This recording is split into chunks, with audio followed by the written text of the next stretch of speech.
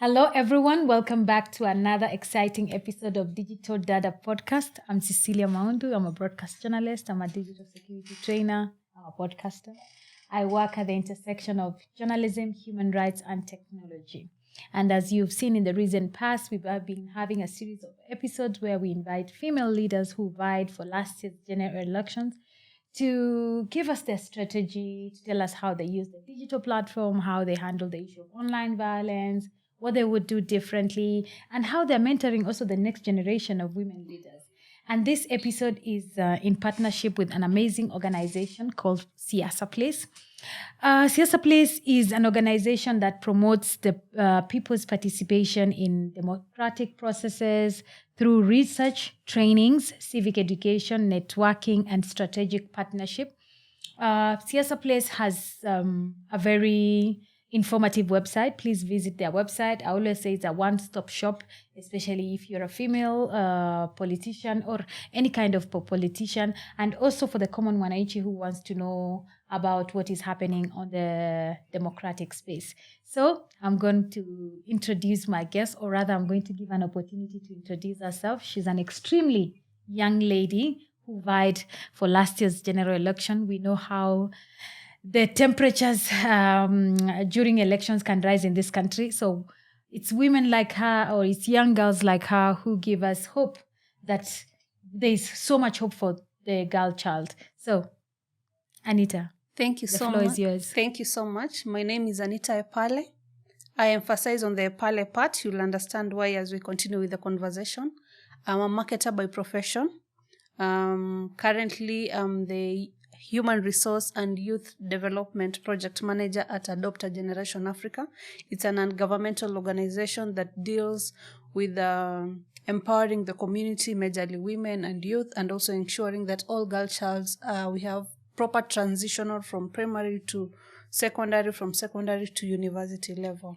Yes, and I contested for the seat of Women Representative, Nairobi County, in the last general election.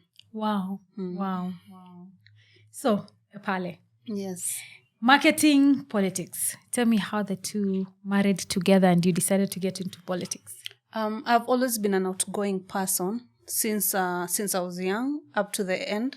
Actually, growing up, my parents thought I was going to be a lawyer. They will even call me Wakili because I'll fight. Even on something that I know I'm on the wrong side, I'll fight. I just love the aspect of arguing and also winning. And then in the end of the day, I'll tell my dad, "But you are right. I just wanted to see how good I am at arguing." So all through growing up, people knew I was going to be a lawyer. But then I'm also empathetic. As much as I grew up, I realized of the unjust things happening in the society, and I realized the only way to channel my energy or how to help is through leadership. Now, that's how I transitioned from how people thought I was gonna be into leadership. Okay, like I asked my previous guest, how did you, we know there are so many seats now. How did you settle on women rep? Why not senator? Why not MCA? Why not governor? I have an organization. It's called Adopt a Generation Africa. I deal mostly with people on the rural area. And I went through the mandate of a MCA. I went through the mandate of women representative. And I realized what I really want to do, how I'll give impact in the society is by going through for the position of women representative. It will give me the good platform I needed to do the 1, 2, 3 advocacy things I needed to do in the community. Okay, if you had gotten in, what was the one thing you would have dealt with when which touches on women? Empowerment. Most of the time, we have so many opportunities where women can make finances. For a woman to be empowered, you must have money. We will go around circles, but in the end of the day, empowerment really is having your own money and being able to control it. So I've grown up in a society whereby we believe men are to provide, women are to receive. So I really wanted a position whereby I can empower women through businesses and also through mentorship and also financial literacy. And that is my key area, to ensure that women have their money. When you have your money, you have your say. Yes. When you have something to bring to the table, that's what they say. Yes. So tell us about your election experience. I like that laughter. First and foremost, I think I'm one of the people who have really been affected by digital spaces. Almost 5 years ago, I contested for the seat of President Nairobi University. By that time, we used to call them SONU. I was going against Babu Wino. I was going against a guy by name Mike Jacobs. And during my era, during that time, no one has ever dreamt of being a president in Nairobi University as a woman. It was even an abomination to even think about it. Someone will even tell you, don't even think about it, not allowed to say it. It was illegal. I went to University of Nairobi, and for sure it was just men. But you see now, as I said in my previous interview, it has been so enshrined in us that when you see men, it's okay because it's their space. Yeah, it's actually their sacred duty. That is the position. So I was really harassed. I was really abused. If you go to social media and you just Google my name, everything will just be flowing about me. And they really use online platform to kill my spirit. At that time, I was still young. I didn't have the thick skin I have right now. So someone will send me a well-written blog.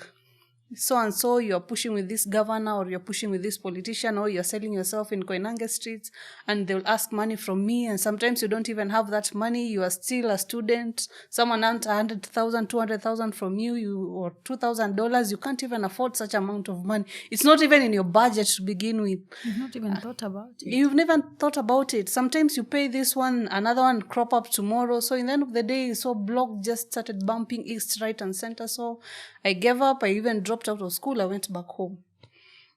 It affected my family. It affected everyone around me. I took a break of 5 years of not even posting anything on social media. Yeah. So, but this time when I came around, I decided I'm going for this seat. And because of ABCD, because I'm not the first person, I realized a lot of women are going through the same or different issues. Even others have been physically abused. And I realized you don't give up. You give them power the moment you decide to let it go. Yeah, I'm sorry about your online experience. And just for the purposes of the next, for the viewer who is watching, you talked about that you went offline for 5 years. Yes. Sometimes we always encourage people, if you can't go offline, but not for that long. So I also want you to tell us how your comeback was, because for you to be away for that time is something you even forgot about.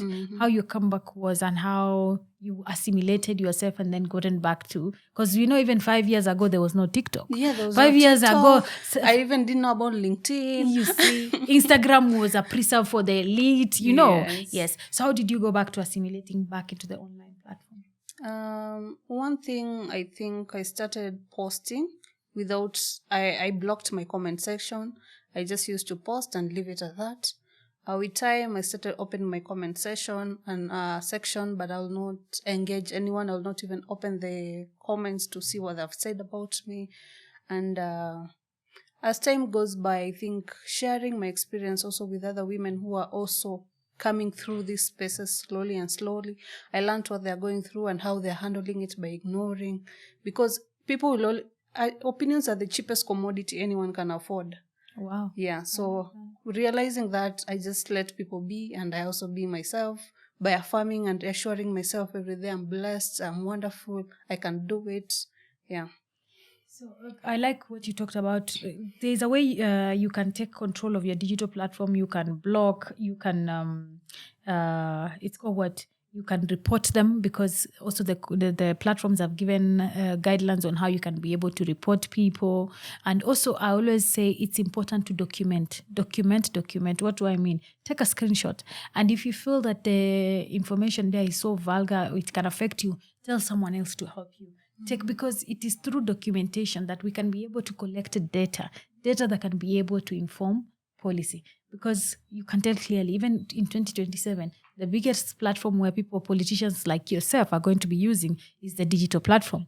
Will the online violence be over then? Hopefully, but chances are very high it will not be over. So how can you be able to take control? And also you can have a team that deals with it. it's not up to you to deal with it. It's a team. So you see now, whatever they've written there, you don't read it. You don't consume it. Because also you're a human being. It hurts. So you might consume something and say, I have a thick skin. But you find later it really affects you. So having a strategy like that. Okay, so what was your campaign strategy? We want to get ideas. Well, when you're going for a big seat like women representative, especially in a city like big city like Nairobi, first and foremost, the political party you're in really matters.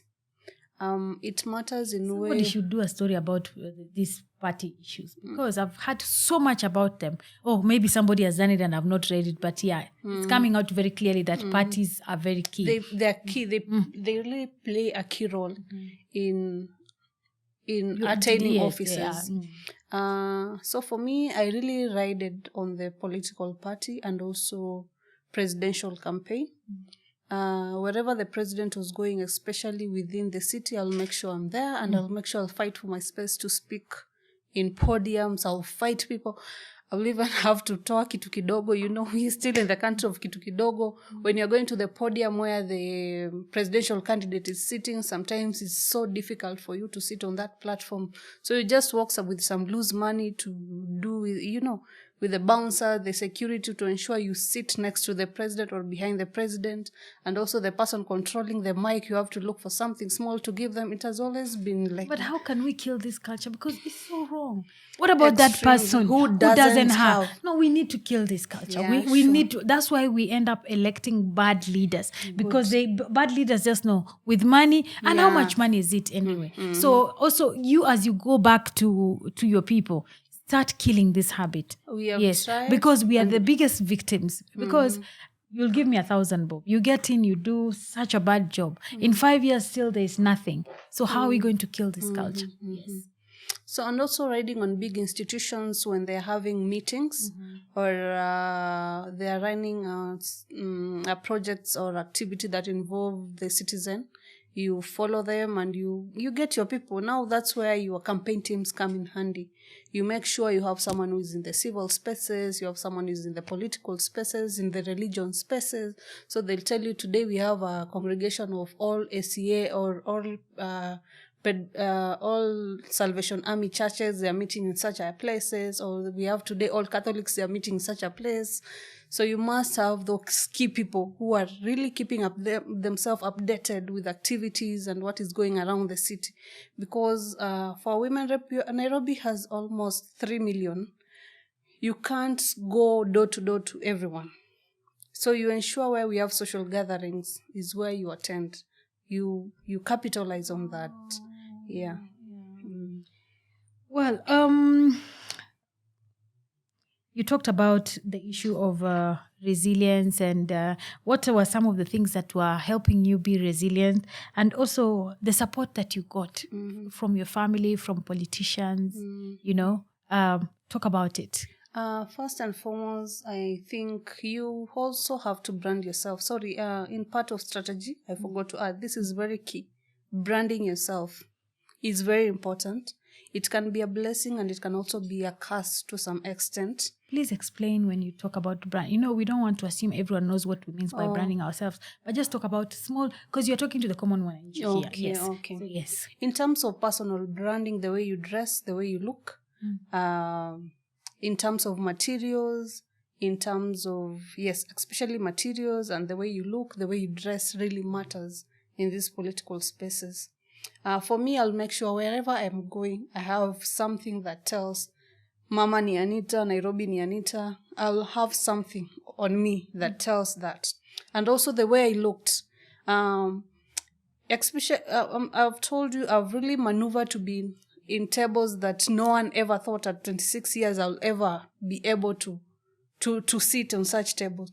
But because I dressed according to the places I wanted to go. If we have a meeting that all the political leaders are meeting, I'll dress as such that I've already attained the office. So my mindset was, I'm already the woman rep. I will move as a woman rep. I will walk and talk as a woman rep, not as an aspirant.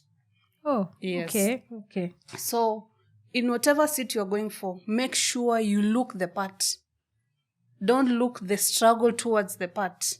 Of course, there are places you'll have to look you are running towards it, but there are other places you have to look like you are there already. Always feel you belong to those spaces. If you just have a little bit of doubt, that's when everything just come crumbling down. So brand yourself, look nice, make sure you wear your brand. Everyone sees you, they see Mama County, they see you, they see the MCA, they see you, they see the senator. And I made sure of that. When they see me, the first thing come in mind is Mama County. Now, interact with me as Mama County. The rest will follow. And that's in terms of branding. It's also open doors, the way I've said. You'll go to spaces where people will not want you to go in, even to give you microphone. You have to look the part to be given that microphone. Yes. Okay, you talked about branding. Branding comes with money. Just don't wake up and brand yourself, I believe, especially when it comes to campaign. So I want to know, and I know maybe your budget was not as big as other people's budget, but how did you manage to raise funds for the elections? Because we are curious. I've been in different spaces before I go to politics, but it's also a mistake I made. I think anyone who wants to go to politics must prepare financially. I didn't do that preparation bit. In fact, I think... Please elaborate on prepare financially. Financially in that, for me, I graduated 2021 from Nairobi University. You see, that is not enough time. Yeah, it was just from university to politics. I took a break maybe to develop my career in marketing, get employed, get enough money. And I was going to compete with someone who has been in leadership for over 30 years. So she's well established. She has money to lose. She has money to bargain with or to bet with. That's how we say politics ni karata. So you must. I did have that advantage financially. So what I did, I did a few copies of what I will wear, my own branding, and that is what I'll move around with. Another material comes in terms of friends. I also did fundraising with my friends. They came together, they will pledge materials, other will pledge finances, but it's not easy. As a matter of fact, when you're going to campaign, just have your money in place. If you depend on people will surprise you. People will disappoint you. Let me come in defense for the people. Maybe it's that time whereby you don't have much to give. Because I know I've heard that statement so many times. Have I been approached by anyone to support their political campaign? Yes, I have. And maybe the money I gave was not sufficient enough. But sometimes, the economy is doing badly. Anyway, I'm defending people. It's all right. But Anita, give us a figure. How much? We want to know so that how much should someone have, especially when it comes to running for women rep. And as you said, you're campaigning against someone who's been in the game before you were born. Yeah, even before I was born. Yes.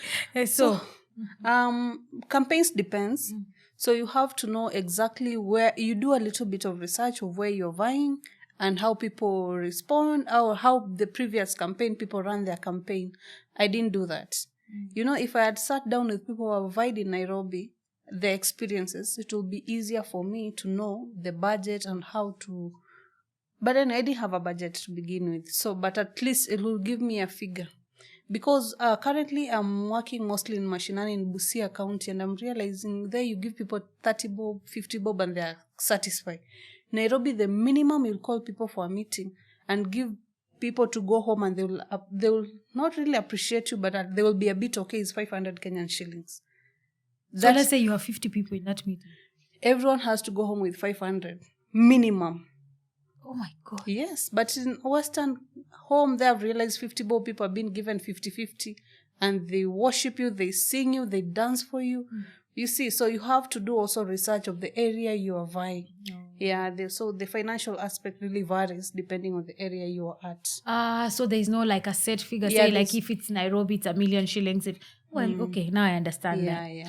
So another thing, let's cycle back to that point of online harassment. Have you done any like advocacy on the issue of online violence? Because we know, and I know Siasa Ep5 has done a lot on this issue. Kenya ICT Action Network, which is KICTANET, also has done a lot. Digital Data Podcast, myself and my team, we've done a lot. Have you done any advocacy on the issue of online violence? Because you are with the people. Unlike us, you are with the people. You are with your fellow female politicians. Have you done advocacy for it? Or do you ever plan to do it? Yeah, I'm planning to do it. I've also done training with KICTANET. And I think that was the first time I was in a space that was safe for me, as in I can say I found my safe place in KICTANET. I learned these things happen every day, and I'm not new to the experience. And also I heard stories from other women, especially in politics, and how they have handled it. But in terms of advocacy, I've not really started doing it on my part, because I still have the stigma, or can I say I still have it still affects me. The trauma. Yeah, the trauma. Up to right now, I can't even post. Someone will just say you're too fat, or someone will just say something small and it will trigger me. Someone will remind me you lost election. No wonder you didn't win. Oh, Mheshimiwa send me money. If you don't answer them, no wonder you didn't win. You know, those things still trigger me to some extent. And it's normal because you're a human being. Yeah, actually, one thing I think people should know, really, social media is really powerful. In that 3 months ago, I think in July, I was in South Africa. We went for some leadership training. And the way we introduce ourselves nowadays, people Google you. So I thought this thing happened in 2017 is when the internet people really spoiled my name and stuff and dirty blogs. But here I am in 2023. I am meeting people in a different country. I am trying to interact with them. I'm trying to express myself as a young leader. And then people just started the murmuring down and stuff. This is her CV. This is who she is. I didn't get it. I was like, it happened so many years ago. Why are you people bringing it right now?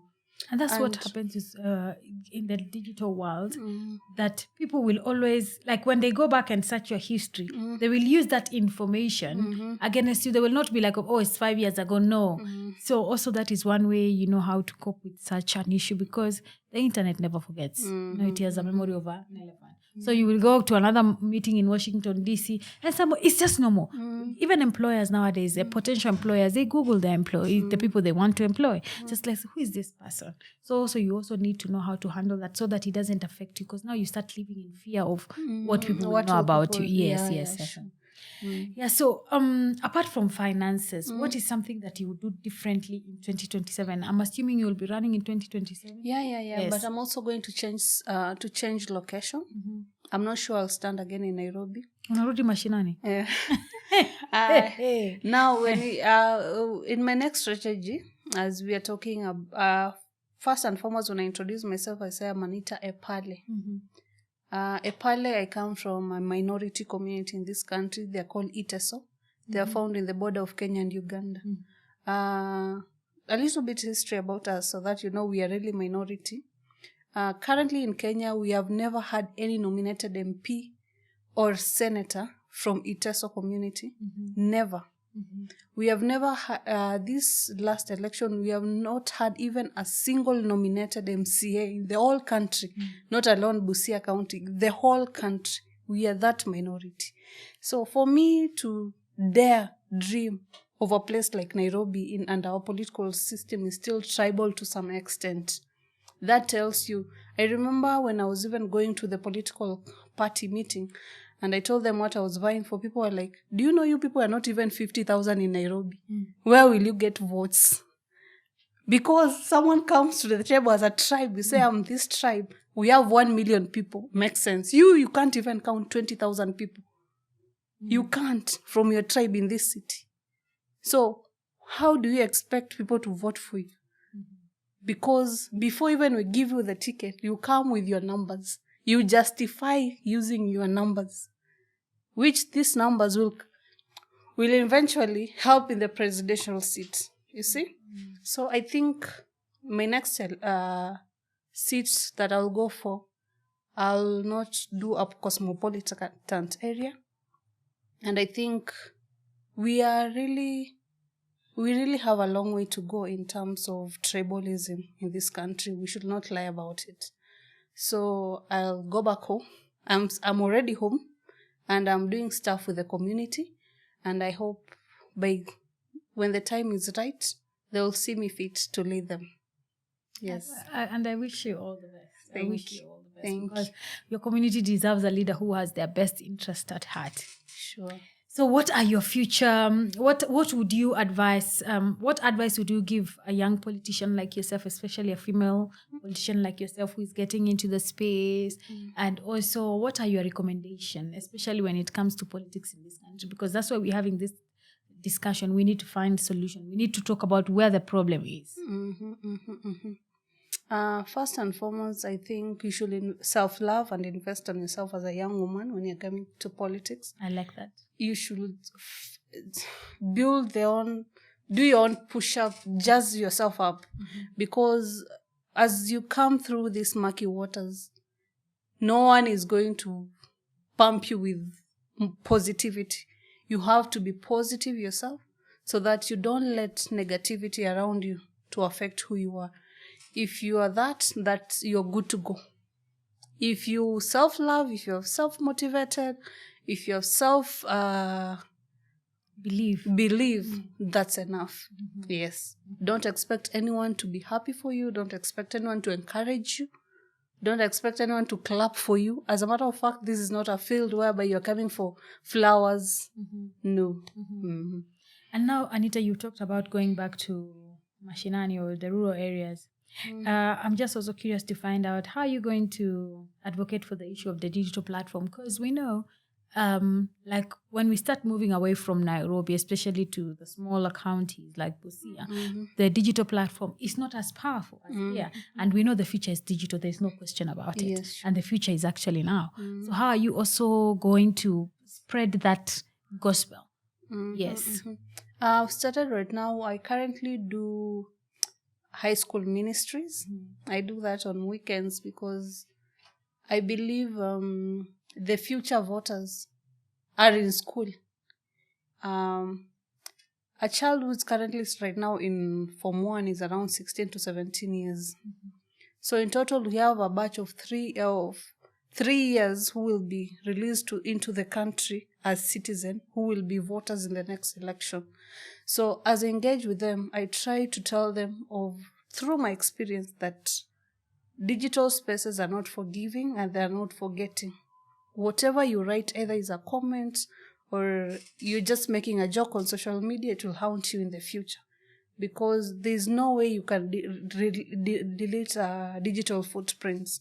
So I keep on advising them on how to use them in a safer way, and also to air their views using Twitter and other spaces, because they're creating also a portfolio of who they want to be. Sure. Yeah, I tell them if you love climate and you're championing climate and you don't have a platform to express that, start doing it on your Twitter spaces, on your Facebook spaces. By the time you get there, it will be accumulative, showing a thread or footprints of the direction you have always been flowing in. Yes. So what is the one thing that you really liked during the campaign? Also, the one thing that you learned about yourself? Yeah.